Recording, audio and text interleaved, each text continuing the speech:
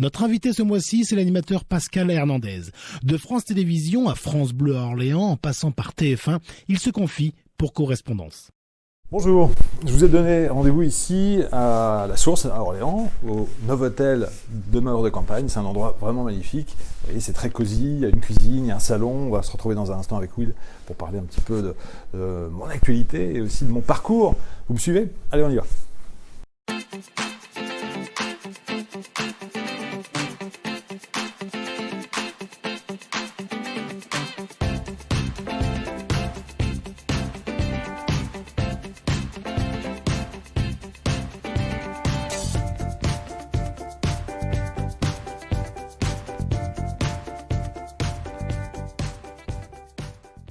J'étais quasiment fils unique. Enfin, c'est pas très gentil pour ma sœur, mais comme on a 18 ans d'écart, et qu'elle est plus vieille, je me suis retrouvé assez tôt seul à la maison. Et donc, ce qu'on fait quand on n'a pas trop envie de sortir, qu'on n'a pas beaucoup de copains, on écoute et la radio et on regarde la télé.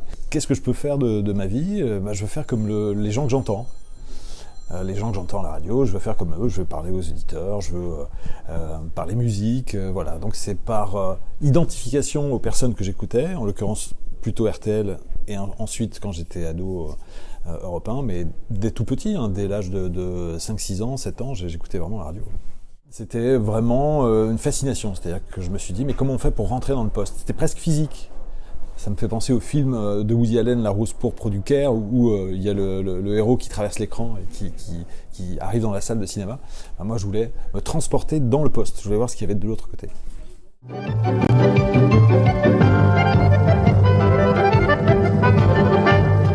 Ça a duré 6 mois. Olivier Mine présentait l'émission. C'était entre 95 et 96. Je faisais une chronique cinéma le mercredi.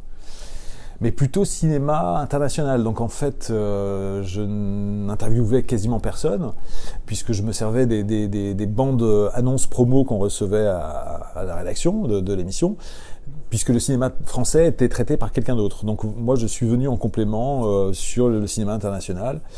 Et je me suis retrouvé, c'était un cauchemar, parce que tout le monde s'est moqué de moi, je me suis retrouvé à l'automne 95 en kilt sur le plateau de Matin Bonheur, parce que sortait Braveheart, à ce moment-là, le film avec Mel Gibson qui se passe en Écosse. Et je me suis dit, tiens, c'est original, je vais faire la chronique en kilt. Je suis pas sûr que ce soit une très bonne idée. Avec le recul, je pense que ça m'a même complètement grillé et je suis parti quelques semaines plus tard. Ouais.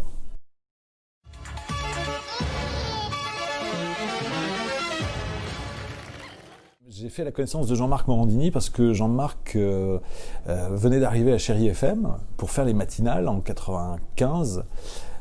Et donc, comme j'étais moi-même sur l'antenne sur une autre tranche, on a sympathisé et en sympathisant, il m'a dit « Tiens, on cherche des journalistes pour faire des interviews, est-ce que ça t'intéresse ?» J'ai dit « Oui, bien sûr ». Comme j'avais ce bagage télé, il savait qu'à peu près je savais construire un sujet, faire une interview. Donc c'est comme ça que je me suis retrouvé à faire des interviews de par exemple Patrick Macnee, qui est le héros de Chapeau Blanc et mes bottes de cuir. Je suis parti à Nice, à l'hôtel Negresco, à l'occasion d'un festival de séries, où il m'a avoué que sa mère était lesbienne.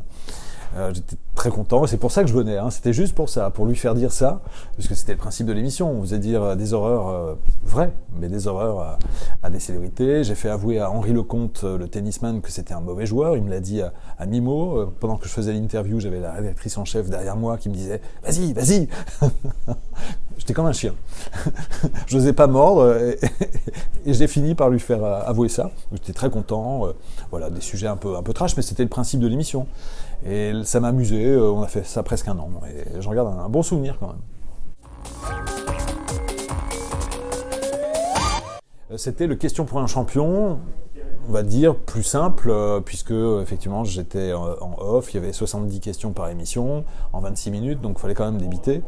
Et le principe, en fait, c'était d'adapter un concept britannique, puisque l'émission existait au Royaume-Uni, 100%, et donc on en a fait 100% questions pour France 5, une chaîne de la culture, du savoir et de la connaissance, où on prenait le temps de justifier les erreurs des candidats. Donc il y avait ce côté pédagogique dans le jeu, et ça marchait très bien. C'est pour ça que la chaîne l'a arrêté, évidemment. On a des génies souvent à la programmation des chaînes, donc quand ça marche trop bien, il faut que ça s'arrête, c'est pas possible. Moi, c'était toujours la radio qui me plaisait. La télévision est toujours venue en complément. Mais comme je m'intéressais à la météo, dès la création de la chaîne en 95, j'avais fait des pieds et des mains pour pouvoir y rentrer, mais sans succès. Alors après, j'ai su pourquoi, c'est parce que quelqu'un à l'intérieur faisait blocage. Et donc ce quelqu'un est parti, pouf, ça s'est débloqué, et donc j'ai pu y arriver, et j'étais... c'est une chaîne d'information en fait, la chaîne météo, hein. Donc là c'était plutôt le profil journalistique qui apparaissait, et c'est ce qu'on me demandait, de traiter l'actualité météo, pas en tant que prévisionniste, mais en tant que quelqu'un qui fait le lien entre justement les prévisionnistes et le grand public. Je suis le médiateur, c'est le rôle du journaliste, hein. Donc c'est ce que j'ai fait, et que je fais toujours 20 ans après. 9h-11h, voyez la vie en bleu, Pascal Hernandez. Donc je suis à l'antenne de France Bleu Orléans entre 9h et midi. Il y a plusieurs découpages dans cette émission. La première demi-heure est consacrée à des conseils culture, cinéma, musique, spectacle, quand il y en a. La seconde demi-heure est consacrée à un dossier chaque jour différent, donc ce sont plutôt des sujets, on va dire, autour du bien-être, de la santé, de la vie quotidienne. Voilà, c'est un petit peu cet univers-là qui est visé. Et puis ensuite, il y a la partie cuisine. Alors je sais qu'il y a les gourmands à l'appel qui nous écoutent. Moi-même, j'ai du mal à résister. Donc c'est la partie cuisine, 10h, 10h30, avec un chef de la région, quelqu'un qui nous parle de son établissement.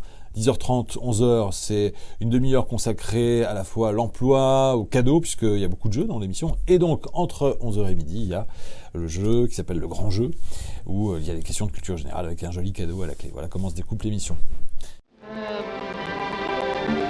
I'm in heaven, and the cares that hung around me through the week seem to vanish like a gambler's lucky streak.